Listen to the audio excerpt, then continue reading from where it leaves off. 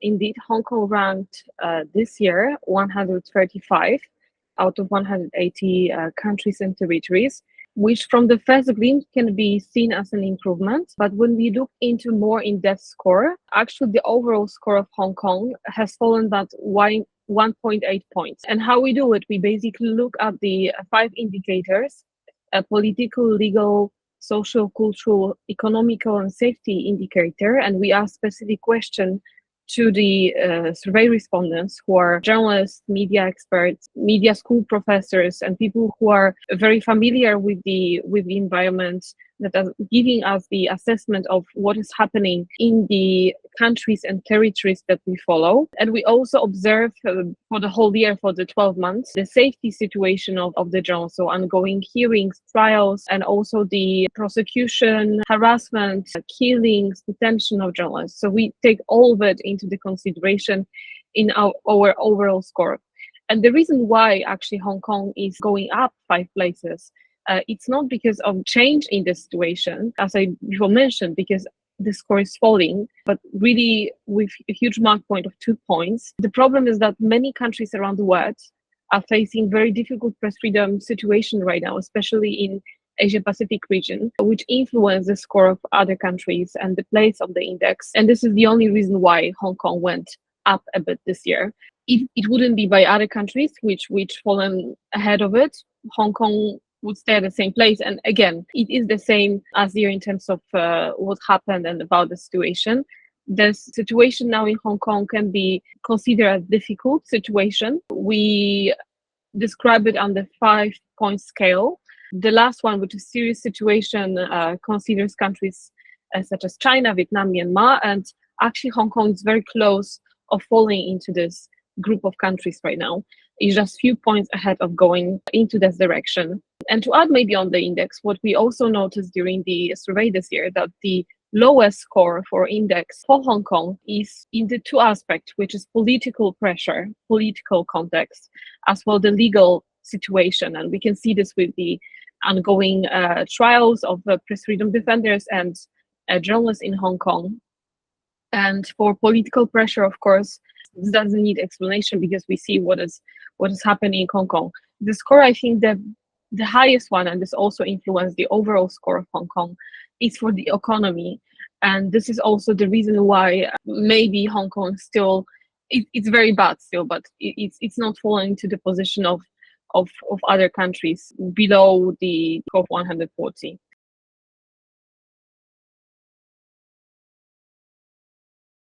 No, I don't think so. I think right now the interest into what's happening in Hong Kong is quite high, and the situation, which is going to be more and more difficult, we can predict in the near future for all the people from Hong Kong, not only journalists. So I think the interest of international NGOs will remain at the same position. And what we're trying to do, which is very difficult, of course, is to make the point and basically try to bring more attention to what's happening into the territory, so that not only NGOs will be interested in what's happened because we're monitoring this on the daily basis, it's our work, but also so that the politicians, democracies, the international community will also pay more attention to the situation that the journalists are facing on the daily basis. And we see some small progresses. We saw the resolution which was passed just a week ago about 2 activists in detention, including witness in Jimmy Lai trial, Andy Lee, by European Parliament. What is needed, however, is more feasible action, something that really would make change and pressure the government and the business community that could actually make the government change its oppressive policies.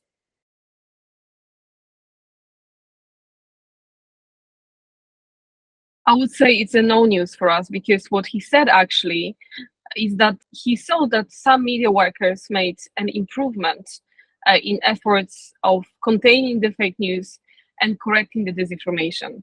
And when we analyze how and what John Lee said, it's no surprise, because in the scope of the past 4 years since the national security law by Beijing, which was implemented by Beijing in 2020, what has happened is that at least 2 biggest mainstream media outlets have been forced shut down by the government. many independent journalists were put on the trial, prosecuted. Some of them, and by RSF count, as 10 journalists and press freedom defenders are still in detention awaiting verdicts. At the same time, at least 6 media outlets ceased to exist because of the atmosphere of fear that has spread through the territory within the past years. The last one was the Hong Kong Bureau of the Radio Free Asia, which announced that they will leave Hong Kong due to the security risk, the safety of its staff.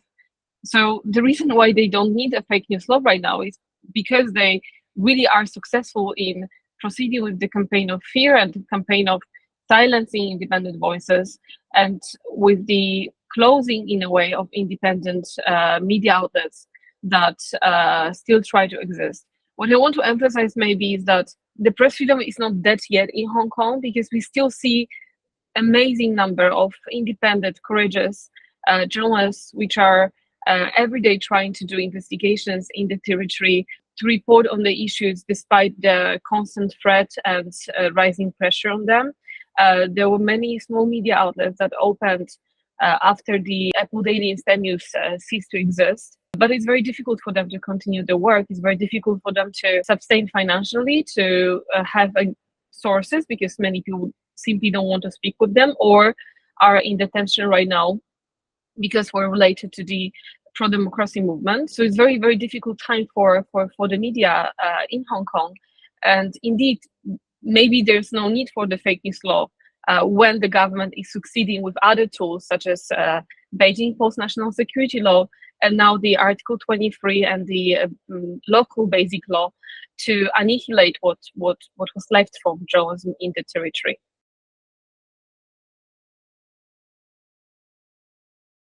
Because I was speaking about the media that still try to continue working in Hong Kong courageously, but because of the situation that happened in the scope of the past 4 years, we saw at least, and this is RSF calculation, it's very difficult to right now confirm the exact number, but we saw that at least 900 journalists has lost their jobs in Hong Kong.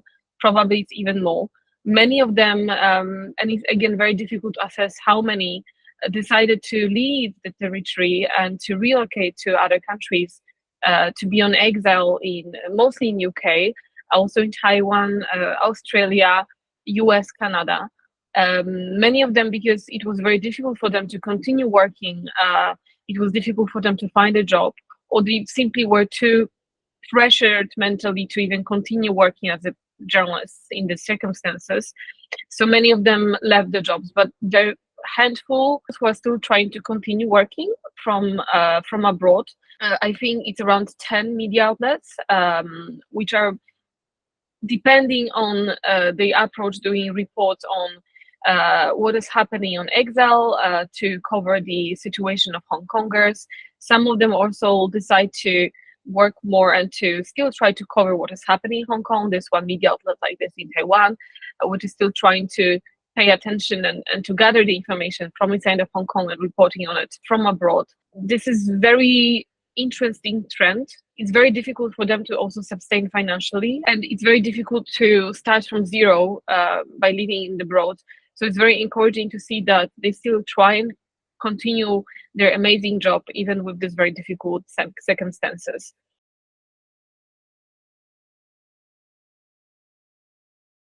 About the 10 points and 10 facts illustrating the downfall of the territory press freedom. I don't know if you were aware, but actually this was the answer to spokesperson of the Chinese Foreign Ministry, who has claimed that first didn't even acknowledge that my deportation and detention in Hong Kong happened. That was placed on 10th of April when I was barred from entering the Hong Kong as the RSF representative, and then said that the fact is that Hong Kong press freedom is fully protected since the handover to China a quarter of a century ago, which is a lie, because we saw what happened in the scope of the past 3 years. I mentioned many things already about ongoing trials of press freedom defenders, shutdowns of the media outlets, also the 2 draconian national security laws that have provisions that pose a constant threat to journalists in the territory.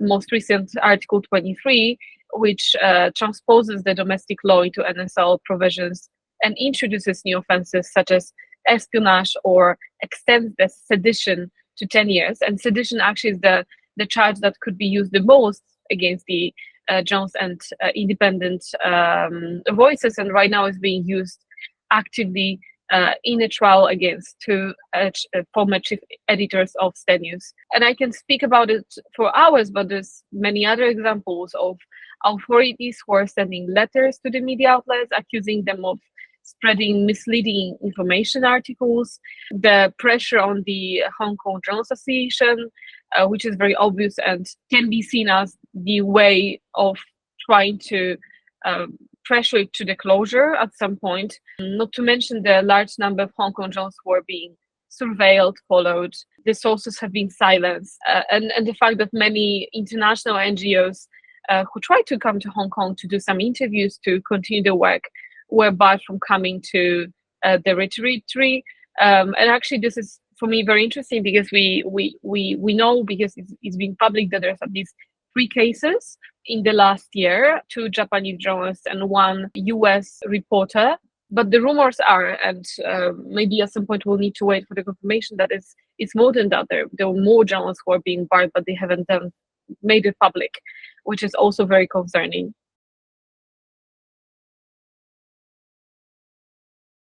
And actually, China this year is ranked 172 out of 180 countries.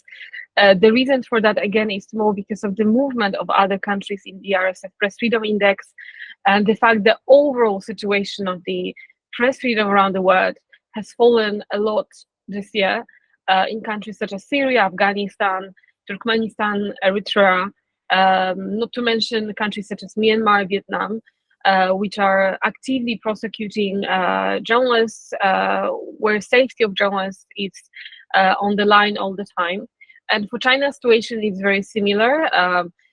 China has become recently a black hole for the information. We saw it with the COVID-19, which was the most severe at the time when all the information were strictly in hands of the government. Of course, there were still some people trying to report about what's happening. As you mentioned, one case is of Zhang Zhan, who was courageous enough to go to the city of Wuhan to speak about the early stages of the COVID-19. And what is interesting right now is that she's going to be released on 30th of May, but RSF and also other international NGOs, we have a huge concern right now if she will be indeed released from prison. What will happen to her afterwards? Because we saw in the past cases of journalists, activists who have been barred from leaving the country, whose passport was taken away, who couldn't move freely. We know that she's a very outspoken person, that she is not hesitating to speak to the media, to record, to say out loud what is happening in the country. A threat that right now exists is that maybe they'll try to again silence her, put her under surveillance, take away her passport, take away her documents, and not let her leave and speak basically to outside world. Not to mention the fact that Zhang Zhan's health situation was very, very severe. When her family was trying to share this news with the outside world, trying to alert about what is happening to her, because she was in the partial hunger strike for some time. She weighed only 30 or so kilos, and her situation was very, very severe. And also the government succeeded to scare off her family, to silence them so that they will not speak up to the media and to outside world about what is happening to her. So the 2 questions right now: first, if she will be really freed, which I'm really doubting right now, and I'm thinking that they'll do anything in their hands to make sure that she cannot speak about her experience. And second thing is, what is their health situation? If we can even know and see if, how she is feeling and what happened to her while she was detained. And this is just one example. China is the biggest jailer of journalists around the world. Right now we count 119, including 10 in Hong Kong, so 109 in China itself, including 70 forced disappeared Uyghurs who we know that were taken away. We don't know what happened to them, if they're still alive, if they're in the detention camps. And we can be sure for many cases that what happened to them is due to what they were doing, due to their work as journalists. Not to mention the foreign citizens such as Gui Minhai and Yang Hanjun, who was just sentenced to death penalty, suspended death penalty.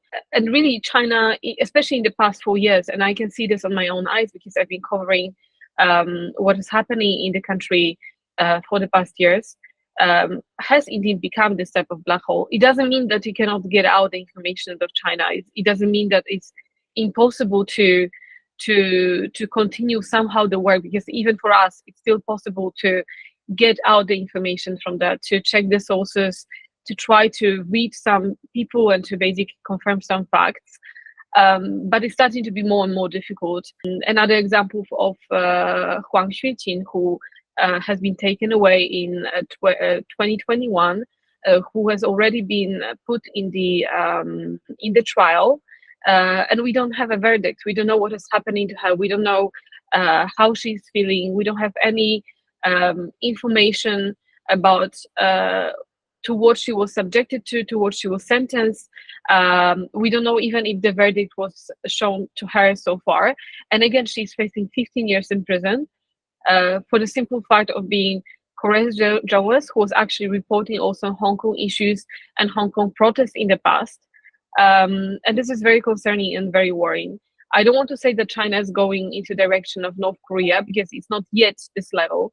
But we're really going into this direction, and we're moving very fast. And with Xi Jinping, who is in fact the totalitarian dictator in a way, we might see that this downfall will be going down and down and down in the coming years. And he will not lose his grip on the power. So he'll do everything that he can to use the media as a propaganda tool, and to make sure that the information that he's presenting, information that he wants, image of China that he thinks that suit him the most. And this reflects upon Hong Kong, yes, because we saw what happened to other regions, autonomous regions.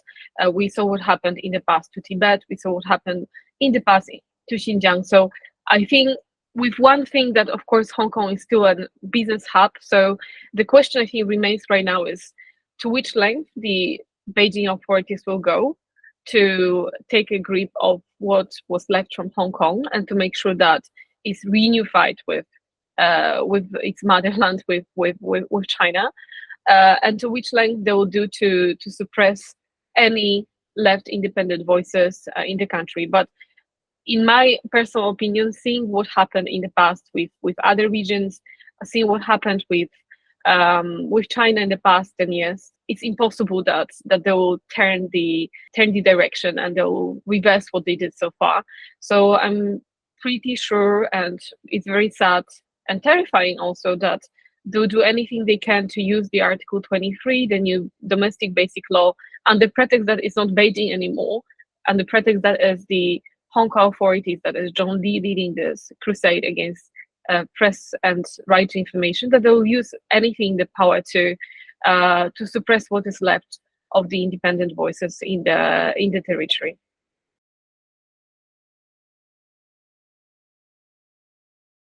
Yes, we saw in Taiwan, and this is like the biggest issue of Taiwan right now, is actually the disinformation that is coming from China, what they do, and I think they quite successful in it so far. They try to fight with it as much as they can. The government, the many organizations that are based in Taiwan are working on those topics on a daily basis, and it's very encouraging seeing that Taiwan, it is the exemplar also for the other countries around the world on how to fight with the China disinformation. It doesn't mean that things shouldn't be improved, because there's always a lot of space to be improved, but they're really working hard to change those things.